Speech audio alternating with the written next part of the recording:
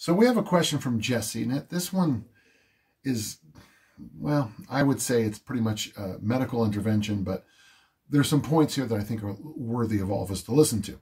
My father is 69 years old, doesn't have great knees, and recently fell and fractured his pelvis. No lifting history.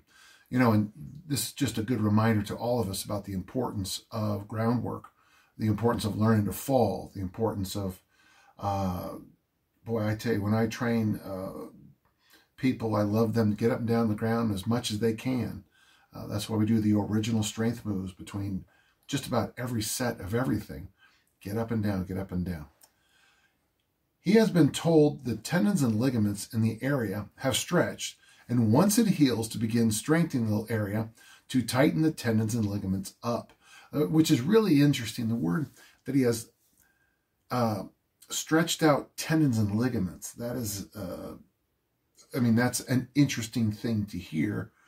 We know that one of the problems with certain things some of my lifter friends do is that they build the muscle mass up, but the tendons and ligaments don't improve as quickly. We're actually hearing that this maybe is true.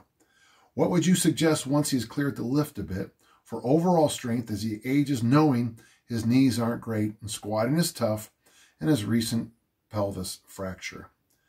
I have a full Olympic home gym he can use, kettlebells, dumbbells, tires, etc.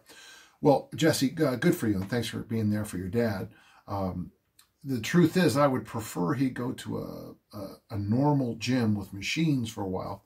Again, this is what I prefer. I'm not saying you need to do it.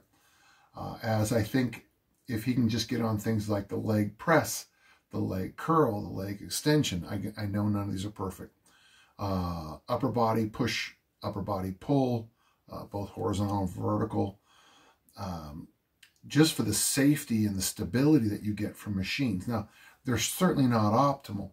Now, if you don't want to do that, and you do have things like, if you can get them, if you can teach them to do a variation of like the goblet squat, perhaps at first just suspension trainer squats. You get in that water ski position and go up and down. But really, your job is to teach movement, which will be interesting, father, learning from son. But basically, I mean, if you can, I'd love to see you go and teach him the squat movement, the hinge movement, anything that gets him up and down off the ground. That's why I'd recommend my good friend Tim Anderson's original strength work. At 69, and pretty soon it'll be 70, you know, we are behind. We're a little bit behind with the help from, you know, normal things like puberty and the 20s. But anything you can do that will do push, pull, hinge, squat, and maybe loaded carry and groundwork is going to be what you want to do. Thanks for sharing your story. That's really all I can tell you. I would love to see you get on some machines too, if possible.